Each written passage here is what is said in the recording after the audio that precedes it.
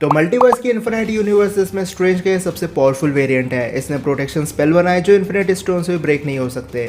फिर Galaxy level के blast को खा लिया, अपने यूनिवर्स को पॉकेट डायमेंशन बना दिया, इन्फिनिटी स्टोन की एनर्जी को मैनिपुलेट किया, डिफरेंट यूनिवर्स के किलर्स को कलेक्ट किया और भी बहुत कुछ कर रखा है। लेकिन अब क्वेश्चन आता है कि एमसीयू में कोई ऐसा कैरेक्टर है जो स्ट्रेंज सुप्रीम को बीट कर सकता है? तो हाँ, कुछ बींग्स ऐसा है जो इससे ज्यादा पावरफुल है और आज हम इन्हीं की बात करने वाले हैं। First, living tribunal. अब लिविंग ट्राइब्यूनल का अभी तक हमें सिर्फ अवतार्स और स्टैचूज देखने मिले, पर अगर अवतार है इसका मतलब मल्टीवर्स के बियॉन्ड लिविंग ट्राइब्यूनल का एक असली वर्जन पे एग्जिस्ट करता है। अब लिविंग ट्राइब्यूनल को प्रोटेक्टर ऑफ मल्टीवर्स बोला जाता है और 90s के टाइम पर अगर इन्फिनिटी स्टोन से भी ज्यादा पावरफुल कोई था तो वो सिर्फ लिविंग ट्राइब्यूनल है। अब अगर स्ट्रेंज सुप्रीम ट्राइब्यूनल के सामने आता है तो ट्राइब्यूनल एक झटके में स्ट्रेंज सुप्रीम का एग्जिस्टेंस मिटा कर रख देगा। स्ट्रेंज पावरफुल है लेकिन इतना भी नहीं कि खुद की पावर से एक यूनिवर्स को बना दे, जबकि लिविंग ट्राइब्यूनल चाहे तो पूरे मल्टीवर्स को डिस्ट्रॉय करके फिर से बना सकता है। इससे हम इन दोनों के पावर लेवल का डिफरेंस देख सकते हैं। इसलिए अगर स्ट्रेंज सुप्रीम को अगर सच में लिविंग ट्राइब्यूनल को बीट करना है तो उसे कम से कम बियॉन्डर लेवल की पावर गेन करनी होगी। उसके बाद भी शायद ऐसा हो सकता है कि स्ट्रेंज सुप्रीम ट्राइब्यूनल को बीट ना कर पाए। केविन। अब केविन एक एडवांस आर्टिफिशियल इंटेलिजेंस है जो मार्वल सिनेमैटिक यूनिवर्स का ऑथर भी है। ये अपनी मर्जी से स्टोरीज को लिख सकता है और जो हो गया उसे चेंज भी कर सकता है। केविन के पास प्लॉट मैनिपुलेशन है, इसलिए फर्क नहीं पड़ता सामने कितना पावरफुल बीइंग है, ये आर्टिफिशियल इंटेलिजेंस उसे स्टोरी से मिटा सकता है। इसकी मर्जी चले तो ये लिविंग ट्राइब्यूनल को हॉकाई से मरवा दे। ये स्टोरीज के कैरेक्टर को चेंज कर सकता है और इसके पास रियलिटी वार्पिंग एबिलिटीज है, वो भी मल्टीवर्सल लेवल पर। इसलिए अब स्ट्रेंज सुप्रीम की केविन के सामने एक नहीं चलने वाली। केविन प्लॉट मैनिपुलेट करके स्ट्रेंज को स्टोरी से मिटा देगा या फिर स्ट्रेंज सुप्रीम को कभी सोर्सर सुप्रीम या मैजिक सीखने ही नहीं देगा।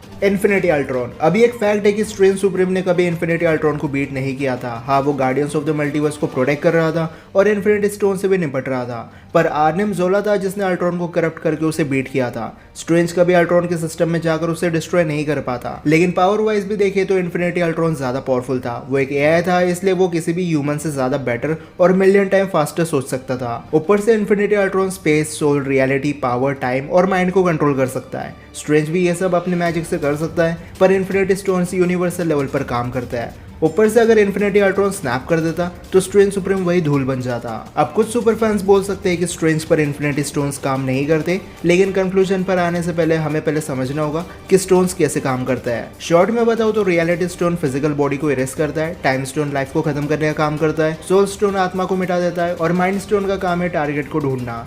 अब स्ट्रेंज कई सेंचुरीज तक जिंदा रह चुका है, पर वो इमोर्टल नहीं है। उसके पास खुद की बॉडी है और सोल है जिसे डिस्ट्रॉय कर सकता है। इसलिए हो सकता है सेपरेट स्टोन का असर स्ट्रेंज पर ना हो, लेकिन अगर कोई स्नैप कर दे तो स्ट्रेंज वही खत्म हो जाएगा। वॉचर। वॉचर एक फिफ्थ डायमेंशनल बीइंग है और इस बंदे की नजर पूरे मल्टीवर्स पर होती है और ऐसा कुछ नहीं है जो वॉचर से छुप सकता है। वॉचर को एक गॉड का ओहदा दिया जाता है और ये बंदा सीधा इन्फिनिटी अल्ट्रॉन से लड़ गया था। इसे पावर और रियलिटी स्टोन के अटैक से भी कुछ नहीं होता है और इन्फिनिटी अल्ट्रॉन भी वॉचर को पूरी तरीके से नॉकआउट नहीं कर पाया था। और ये एक 5D बीइंग है, इसलिए वॉचर पर इन्फिनिटी स्नैप भी काम नहीं करेगा। अब वॉचर को सब पता होता है, लेकिन फिर भी जब स्ट्रेंज यूनिवर्स के किलर्स को कलेक्ट कर रहा था और पेगी स्ट्रेंज से फाइट कर रही थी, एक एंटायर यूनिवर्स फिर से बनने वाला था, उसके बाद भी वॉचर ने इंटरफेयर करना जरूरी नहीं समझा, क्योंकि एक यूनिवर्स का क्रिएट होना या फिर डिस्ट्रॉय होना वॉचर के लिए एक बहुत छोटी बात है। अब ऐसा नहीं है कि वॉचर स्ट्रेंज सुप्रीम के आगे स्ट्रगल नहीं करेगा, पर वॉचर हर एक एरिया में ज्यादा बेटर है। इवन जब स्ट्रेंज सुप्रीम का यूनिवर्स कोलैप्स हो रहा था तब स्ट्रेंज खुद कहता है कि वॉचर यूनिवर्स के डिस्ट्रक्शन को रोक सकता है और वो एक गॉड है। अगर स्ट्रेंज की जगह यहाँ पर पेगी कार्टर होती तो शायद वॉचर यूनिवर्स को ठीक कर भी देता,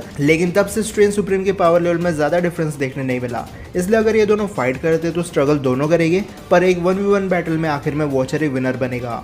लोकी। अब स्ट्रेट फॉरवर्ड बात करें तो लोकी फिजिकली स्ट्रेंज के इक्वल या ज्यादा पावरफुल हो सकता है, क्योंकि ओडिन के स्पेल की वजह से लोकी अब एक एसगार्डियन है और एसगार्डियन जितने ओल्ड होते हैं वो पावरफुल बनते चले जाते हैं। और एक थियरी के हिसाब से जब लोकी टेम्परल रूम की ऑरा में चल रहा था तब उसके मिलियंस ऑफ ईयर्स पास हो गए थे, जिसकी वजह से लोकी अब सबसे ओल्डेस्ट एसगार्डियन है और ये मल्टीवर्स के टाइमलाइन को पकड़ के चल रहा था। तो हम लोकी के स्ट्रेंथ लेवल पर कोई क्वेश्चन नहीं कर सकते, पर यह बात भी सच है कि लोकी के पास स्ट्रेंज सुप्रीम जितनी पावरफुल स्पेल्स नहीं है और ना ही इसके पास कोई डीमन फॉर्म है, पर जो चीज लोकी को पावरफुल बनाती है वो है स्ट्रेंज सुप्रीम की टाइमलाइन। स्ट्रेंज आज भी एक टाइमलाइन का पार्ट है और ये टाइमलाइन लोकी पकड़ के बैठा हुआ है। तो कल को अगर स्ट्रेंज सुप्रीम की वजह से पूरा मल्टीवर्स कोलैप्स हो जाता तो लोकी सिर्फ अपने थॉट से स्ट्रेंज सुप्रीम और उसके एंटायर टाइमलाइन को मिटा कर रख देता। लोकी जिस लेवल पर अभी है वो एक सेकंड में सारे डॉक्टर स्ट्रेंज वेरिएंट्स को मिटा सकता है। इसलिए लोकी मैजिक से नहीं पर टाइमलाइंस की वजह से स्ट्रेंज सुप्रीम से ज्यादा पावरफुल बन जाता है। लेकिन यही थे वो ऐसे कुछ कैरेक्टर्स जो आज के डेट में स्ट्रेंज सुप्रीम से ज्यादा पावरफुल है और इसे एक फाइट में बीट भी कर सकते हैं। लेकिन अब अगर मुझसे कोई कैरेक्टर रह गया हो तो आप मुझे कमेंट सेक्शन में बता सकते हो। और अगर आपने अभी तक कहोरी वर्सेस बिग 7 की फाइट नहीं देखी है तो इस वीडियो पर क्लिक कर सकते हो।